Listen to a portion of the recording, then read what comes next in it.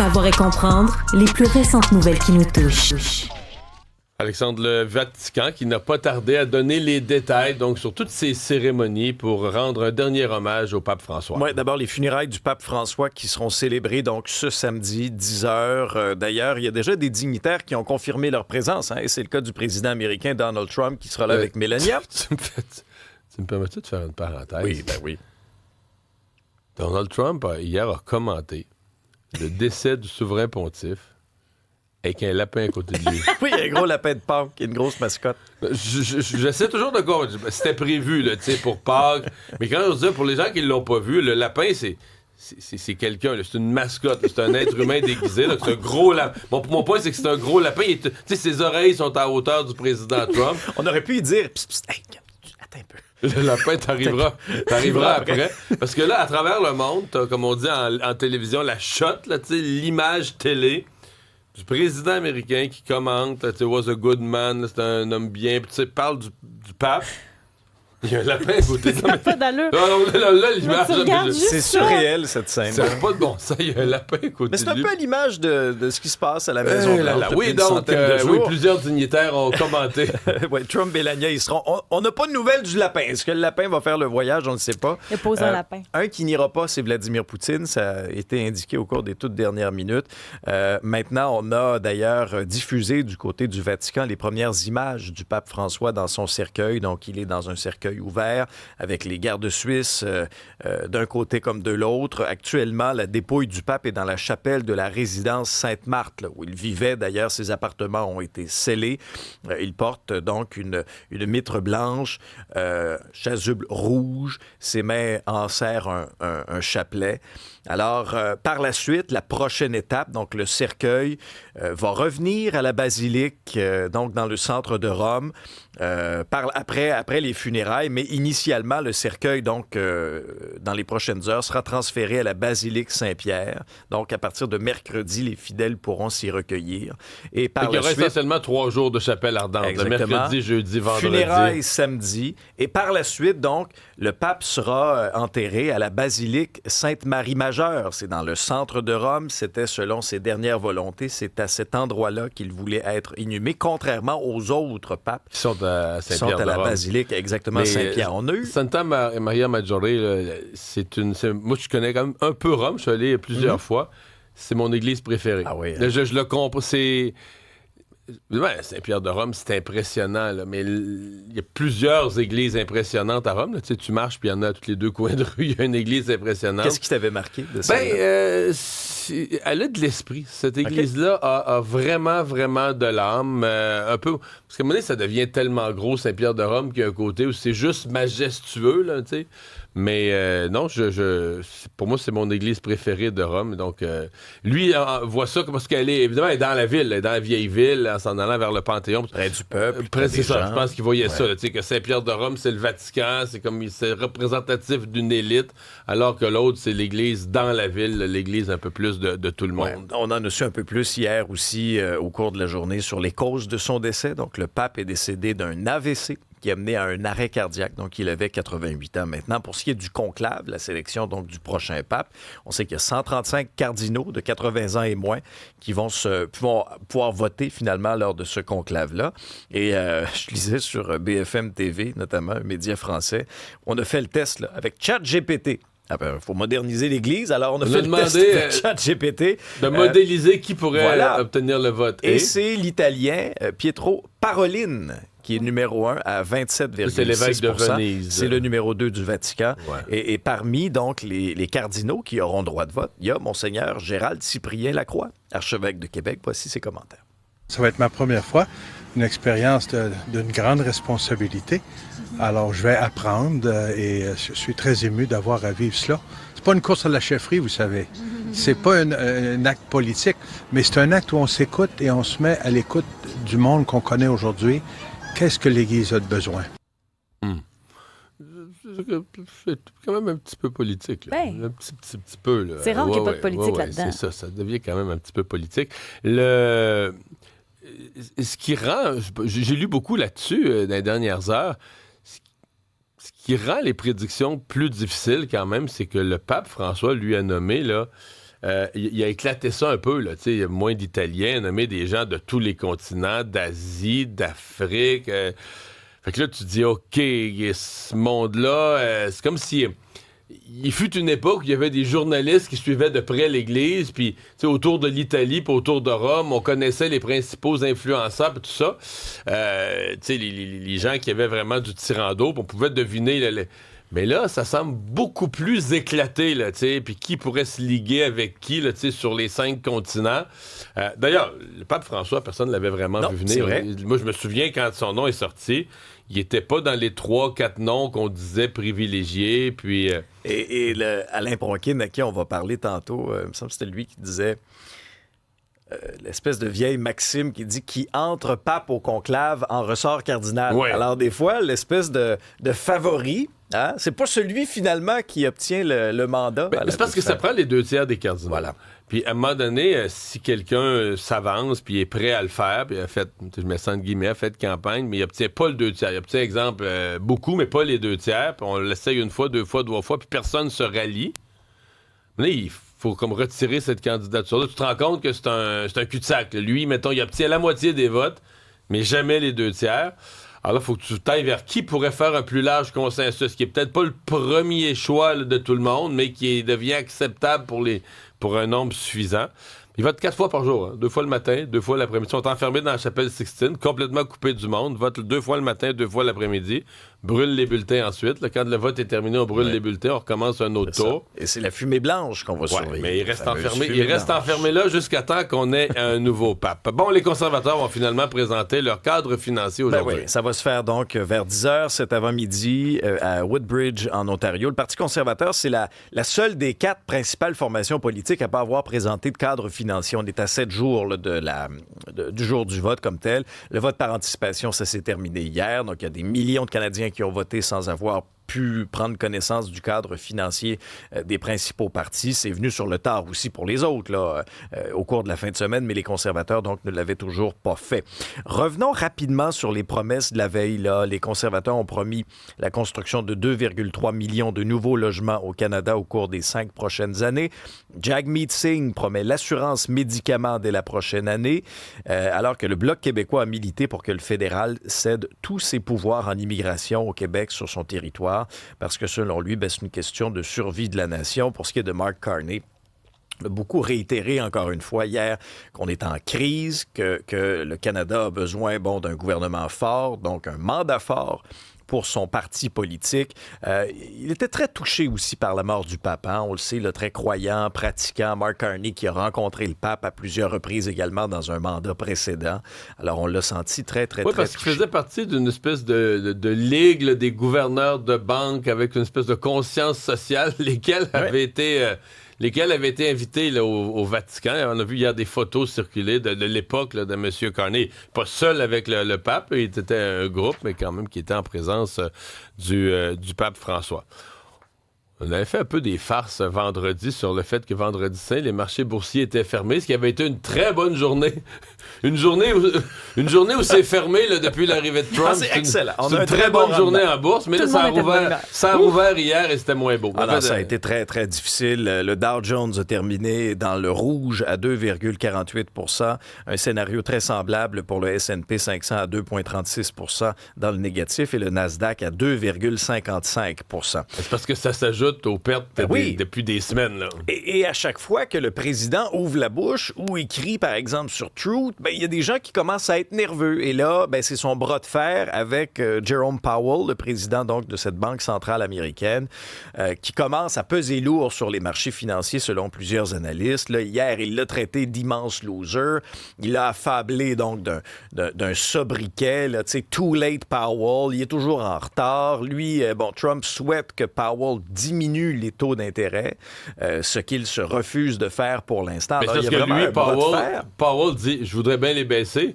C'est toi qui m'empêches. D'abord, Powell, ce qu'il dit, c'est s'il n'y avait pas à la Maison-Blanche quelqu'un qui met en place des politiques inflationnistes avec ses tarifs, je les baisserais les taux. C'est ce qui était prévu, là. Imagine l'insulte pour Trump qui, lui, veut que les taux baissent, puis en plus, il se fait dire que c'est à cause de lui qu'il baisse pas. Alors, c'est sûr que lui, il est furieux contre Jerome Powell, sauf que l'indépendance des gouverneurs de banque demeure un des critères de la stabilité monétaire. Imagine que si le monde entier se met à penser que les politiciens crackpotent, non seulement changent une foule de règles et de lois, mais en plus peuvent jouer avec la monnaie, jouer avec les taux d'intérêt, qu'il n'y a plus d'indépendance de ce côté-là, c'est la fin de la stabilité financière. Là. Ouais, et d'autres déclarations qui avaient fait jaser énormément de Trump, c'est lorsqu'il avait dit il y a quelques jours, souvenez-vous, moi, si je veux qu'il s'en aille, il va partir. Il va lever les pieds. Là, c'est sûr que ça sécurise beaucoup les investisseurs aussi en ce moment. Je regardais les échanges d'avant ouverture de séance. Actuellement, c'est dans le vert. Ouais, mais est-ce que ça va rester? C'est parce que c'est aussi que c'est quand une journée, ça descend tellement, veut pas, c'est toujours le même phénomène. Le lendemain matin, il y a des gens qui voient des aubaines. Voilà, ils veulent acheter. C'est ça. Le drame, c'est que souvent, en cours de journée, le pessimisme se réinstalle. Bon, Harvard qui poursuit l'administration Trump. Oui, c'est le président de l'université Harvard, d'ailleurs, qui a fait l'annonce de cette décision-là sur une publication sur les réseaux sociaux. Et les médias américains ont obtenu une lettre. Et dans cette lettre-là, le président de Harvard explique que les récentes escalades de l'administration Trump ont des conséquences extrêmement brutales sur la vie de toutes les personnes qui sont reliées à l'université Harvard, dont des étudiants, dont les professeurs. Et selon le président de Harvard, les menaces aussi ont un effet négatif sur la réputation de tout l'enseignement supérieur américain, et ça à travers le monde. Alors, cette histoire-là, ça concerne les efforts déployés par le gouvernement pour utiliser le fameux gel de subventions fédérales comme un moyen pour prendre le contrôle des décisions académiques de Harvard en menaçant si vous ne faites pas tel changement, on va vous couper les vives. Alors là, il y a un bras de fer là aussi là, qui se dessine à l'horizon. Je ne sais pas jusqu'à quel point les universités canadiennes vont recruter des meilleurs cerveaux des universités américaines. Puis je pense qu'on ne voudra peut-être pas lancer un mouvement de recrutement officiel là, pour pas ouvrir un nouveau front de guerre avec les États-Unis, mais dans les faits, là, je serais le moins surpris du monde d'apprendre, mais des fois, tu l'apprends 2-3 ans après que X centaines des grands professeurs d'universités américaines ont fait le saut. Parce que dans plusieurs disciplines, on n'est pas de bonne humeur aux États-Unis. Quand tu commences à toucher à ça, là, la c'est liberté une grande académique. dérive. Bon, il y a eu des actes de vandalisme à Concordia. Oui, tout n'est pas rose de notre côté de la frontière non plus. Là. En fait, les actes de vandalisme ont carrément explosé à Concordia en 2024. 2024 qui a été la pire année en ce qui concerne le vandalisme, au moins 7 ans. Là. Quand on recule en arrière de 7 ans, 2024, ça a été la pire. À titre comparatif, en 2023, il y avait eu 77 incidents de vandalisme sur le campus de Concordia. Et en 2024, on est passé de 77 à 115. Et c'est une tendance qui vraiment risque de se poursuivre en 2025 quand on regarde un peu les chiffres. Là, il y a déjà 24 incidents. Est-ce que l'université se risque à une explication ou à un groupe responsable? Parce qu'on a des idées, là. Oui, on a quelques idées. Et lorsqu'on regarde notamment les événements dans l'actualité, depuis le début de la guerre Israël-Hamas, le 7 octobre 2023, il y a eu énormément de manifestations qui ont mal tourné là, à Concordia. Et grâce à du des mouvement chiffres... pro-palestinien. Oui, tu fais bien de le spécifier. Et grâce à des chiffres obtenus via la loi d'accès à l'information, il y a une tendance même qui est plus élevée à Concordia que sur les autres campus des universités montréalaises. Règlement que tu contestes aux Oscars?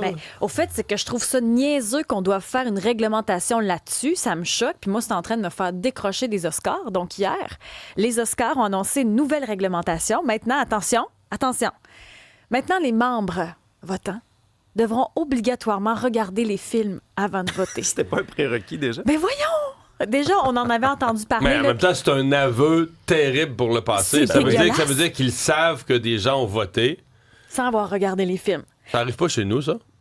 Les galas, chez nous, moi, je Gémeaux, confirme, des affaires comme ça. j'ai déjà dû voter pour certaines personnes qui avaient des accès, qui devaient voter, qui n'avaient pas fait leur devoir. Alors, en leur nom, j'ai déjà fait ça. Moi, j'avais vu les films. Fait que j'ai voté, mais tu sais, c'est pas la personne désignée qui a voté. Parce qu'elle n'a pas vu les produits. Ouais. Non. Au moins, il y a eu un travail quand même, mais chose certaine, on avait parlé avec Denis Villeneuve, entre autres, son film qui a pas eu grands éloges cette année parce que plusieurs n'avaient pas vu le deuxième film. Puis ça étonnait personne parce qu'on se disait, quand il y a des suites, ça intéresse moins l'Académie. Mais je me dis quand même, c'est le gala techniquement le plus prestigieux où tout ce qui est fait là, des semaines avant, puis Cannes, puis les autres affaires, puis le Festival international de Toronto. Mais ça soulève la deuxième question. Ceux qui ont voté dans le passé sans avoir vu le film, oui. est-ce qu'ils ont tiré au sort? ce qui, à mon avis, je vais peut-être vous faire sursauter, serait moins grave. Moi, je pense que c'est de la politique, là, encore une c'est fois. ça. Ce qui est plus grave, c'est de dire, ah ben là, ça, c'est tel mon producteur, ami. puis lui, c'est mon ami, ou il a déjà voté pour moi. Peut-être que lui, il y a 2 ans, il a voté pour mon film sans l'avoir vu, fait que je vais voter sur ça. Et là, tu arrives dans du marchandage de la politique qui est lié à tout sauf à la qualité des produits. Là. Alors, on prend le public pour des caves. Parce que là, moi, je suis en train de te dire que le meilleur film, c'est lui, puis c'est pas vrai. Si on regarde vraiment juste l'art puis les différents critères d'une grille, c'est pas vrai. Donc, je trouve ça dégueu. Donc, comment ils vont faire? Dorénavant... C'est ça, c'est obligé maintenant, allez, boy. Fait que présentement, ils vont essayer, on sait pas trop comment ça veut dire qu'ils vont t'envoyer un lien. Ouais, puis ils vont... Mais en fait, il y a ça, mettons que tu fais un cours, là. Tu sais, tu fais un cours en ligne, il va dire, faut que tu passer 2 heures dans le cours. Là, mais ils font ça maintenant avec nos formations. Tu sais, des fois, on a des petites formations de sécurité, là. Sauf que là, je veux dire, dans le cas d'un film... tu peux le partir, tu le pars, tu t'en vas jouer au golf. Quand tu reviens chez vous, il a été regardé. Il n'y a pas une webcam qui regarde ce que tu fais. C'est que tu vois la personne devant. Puis l'autre affaire, c'est que des fois, tu vas dans les visionnements de presse, des fois, tu as des premières et tout ça. Donc, ils devront. Tu l'as vu, ouais. Remplir une feuille. Ça n'a pas de bon sens. Puis bref, une nouvelle réglementation aussi sur l'IA, l'intelligence artificielle. On sait que ça avait fait grand bruit avec le Brutalist. Là. Tu ne seras pas disqualifié là, si tu utilises l'intelligence artificielle dans ton film. Ça fait partie maintenant des réglementations. Ça ne te nuit pas, mais ça t'avantage pas non plus. Le Canadien a-t-il une nouvelle chanson? Le Canadien a une nouvelle chanson après le but de Loco Locas. Mais qui date quand même. Ça date. Qui est toujours bonne, mais il y a quelques années dans le corps. Là, on rafraîchit l'affaire avec une chanson 2025. Oh, la fête est finie pour les 31 autres. Le mythe décisif, on a remonté la côte. Passe décisive de Lena Cole. On n'a pas le physique, mais on remplit le rôle. Ça fait des années que la foule soulève l'équipe, autour de l'équipe de soulever la foule. Ça fait des années que la foule soulève l'équipe, autour de l'équipe de soulever la coupe. Montréal, 25. Montréal, 25. Montréal, 25. Et vraiment pour cette année, là, les noms des joueurs, moins universels que c'est dommage celle de parce que je la trouve bonne. J'aime le piétage de ce qu'ils ont fait. C'est le fils de Sébastien Delorme, Thomas Delorme, qui travaille avec Zachary Evrard. Eux autres, ils ont un duo qui s'appelle Lunaire. Puis ils ont déjà sorti plusieurs chansons déjà. On sait que Thomas Delorme s'intéresse beaucoup à la musique, mais là, la chanson est sortie dans les dernières heures. Montréal 25. Je la trouve entraînante. Le titre, c'est Montréal 25. Montréal pour les 25. gens qui la cherchent, de Lunaire. De Lunaire. Sur YouTube, vous la trouvez. Sur les réseaux sociaux de Sébastien Delorme, vous la trouvez. Thomas aussi. Puis ils ont tourné devant le Centre Bell avec leurs plus belles couleurs, également aux habits du tricolore. Il y a quelque chose de vraiment le fun là-dedans, je trouve. Tu sais que si le Canadien sera en finale de la Coupe Stanley, Imagine, d'après moi, là, Montréal 25. Elle va marcher, là. Ça va être un push. Son succès sera proportionnel au succès du Canadien. Ouais, ben pour le premier match, c'est pas concluant. Pour se rendre en finale de la Coupe Stanley, il faut passer à travers les Capitals de Washington. Et moi, j'ai retenu une parole de cette chanson-là. Bon, on n'a pas le physique. Ça paraissait en première période parce qu'on s'est fait brasser sur un moyen temps par les joueurs des Capitals. Les Caps sont sortis très physiques, entre autres en début de match, que ce soit Goulet, Hudson, Gallagher.